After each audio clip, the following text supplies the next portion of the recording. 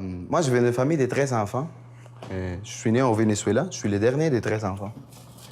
Et j'ai grandi pendant mon enfance, puis mon adolescence, c'était très joyeux, puis tout était vraiment comme normal, comme tous les autres enfants. Et en rentrant à l'université, j'ai rencontré beaucoup d'amis, puis les autres sortaient beaucoup, puis j'aimais ça. On allait dans les bars, on allait jouer au pool, on faisait des choses, là. Puis on sortait beaucoup en faisant aussi des choses qui à l'époque, pour moi, c'était très, très, très correct. Je buvais beaucoup d'alcool. Je fumais beaucoup, jusqu'à 2 paquets par jour. Et je me sentais très, très, très à l'aise vivant comme ça. Ma mère, elle était chrétienne, puis elle me disait tout le temps, « Gordito, il faut que tu fasses quelque chose. » Gordito, c'est petit gros. Puis, il faut que tu fasses quelque chose pour changer comment tu es en train de vivre. Parce que ça ne plaît pas à Dieu. Puis moi, je m'en foutais de ce qu'elle me disait. Moi, je me sentais très, très, très à l'aise. Puis, un jour, moi, j'ai étudié en droit, OK? J'étudiais pour être avocat. Moi, j'avais soif de justice. Je voulais faire un monde plus juste. Puis par la suite, un jour, ma mère rentre dans ma chambre et puis voit beaucoup de livres. Puis elle me dit, « T'as tout lu, tout ça? » Je dis, « Ben, la plupart, oui. » Ça, c'était une des choses que j'aime beaucoup faire, c'est lire. Puis il m'a dit, « Bon, je vais te lancer un défi, puis je vais te porter un livre. Mais il faut que tu me promettes, avant de voir le livre, que tu vas le lire. » Puis je dis, « Facile, je l'ai. »« OK, aucun problème, je te promets ça. » Puis là, ma mère arrive avec une Bible.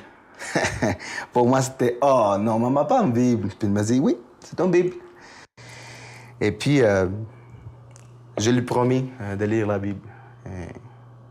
Et je dois avouer qu'en commençant comme les premiers livres, comme Genèse, Exode, Juge, Lévitique, Deutéronome, je m'endormais sur la Bible. Carrément, c'était terrible, terrible, terrible. Pas intéressant, pas en tout. J'avais envie de lâcher, mais je l'avais promis qu'il fallait que je continue.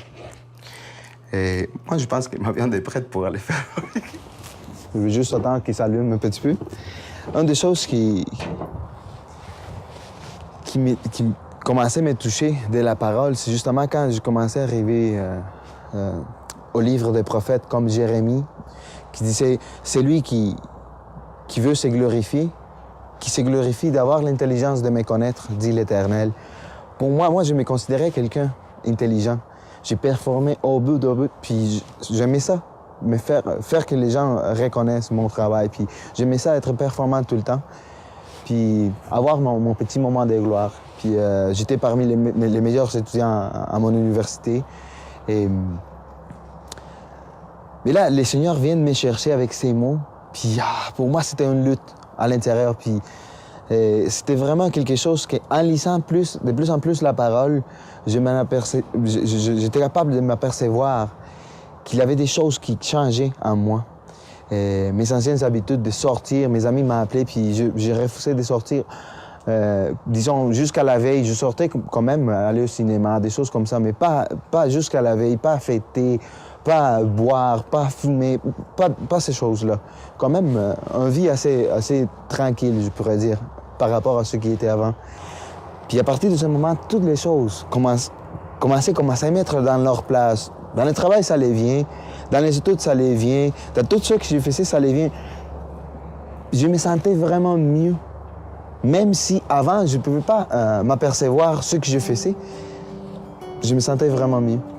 Par la suite, l'opportunité de voyager, de venir ici, au Québec, s'est présentée. Chez nous, les choses ont mal tourné pendant que j'étais déjà ici. Et les seigneurs m'ont montré vraiment, entre autres choses, en arrivant ici, le besoin de faire connaître davantage lui, pas une institution, pas des gens qui sont chrétiens, non, lui, que ce soit lui qui parle aux gens comme lui, il m'a parlé à moi personnellement. Et ça, c'est quelque chose que je tiens encore, que tout le monde, mes voisins, les gens qui sont autour de moi, ma famille, puissent vraiment rencontrer. C'est lui que j'ai rencontré. J'ai rencontré le Seigneur, puis j'ai compris vraiment son plan. Son plan, c'était que j'étais pécheur, et maintenant je le comprends. Puis qu'il n'y avait aucune chose que je pouvais faire pour changer ma condition, parce que tout vient de lui. C'est par grâce qu'il nous a sauvés. Puis, en te disant ça, il y a des émotions qui viennent en moi encore. Mais je peux te dire une chose, je suis certain aujourd'hui que moi, si c'est demain ou aujourd'hui que le Seigneur vient tout de suite, moi, je pars avec lui.